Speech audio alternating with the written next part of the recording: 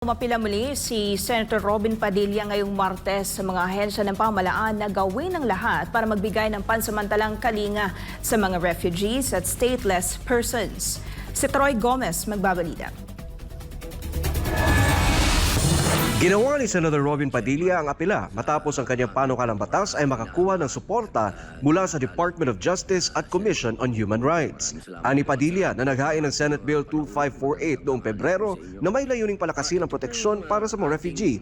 Mismong saligang batas ang basihan ng pagbibigay ng tulong sa mga refugees. Kaya sana po ang pakiusap ko po sa ating pong mga bisita ngayon, kayo po ang mas nakakaalam kung ano pong pwede nating gawin. Sana lamang po, huwag po nating kalimutan na ang ating konstitusyon, ang unang-una, ang preamble niyan, pananampalataya natin sa Diyos.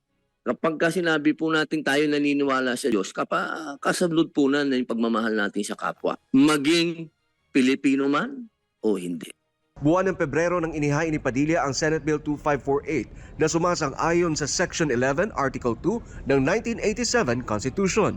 Nakasaad dito na pinapahalagahan ng Estado ang dignidad ng bawat tao at tinitiyak ang paggalang sa kanilang mga karapatan.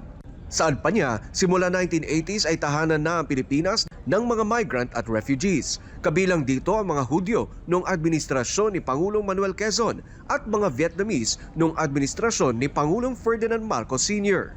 Ngayon po, medyo komplikado po ang sitwasyon dahil sa mga usapin po at kinakatakutan ng mga tao na sinasabi na baka mapasukan tayo ng mga terorista, mapasukan tayo ng mga masasamang loob. Yan naman po nakasalalay sa enforcement. Huwag naman po natin sanang isisi yan doon sa mga tao na nangangailangan ng kalinga. Nagpahayag naman ng suporta ang Department of Justice at Commission on Human Rights sa panukalang batas ni Padilla. Muling iginit ni Padilla na kailangang matulungan ng mga refugees at stateless tulad ng mga tausug sa Sabah at ang mga Afghans at Palestinians na asawa ng Pilipino. Para sa Diyos at sa Pilipinas kong mahal, Troy Gomez nag-ulat, SMNI News.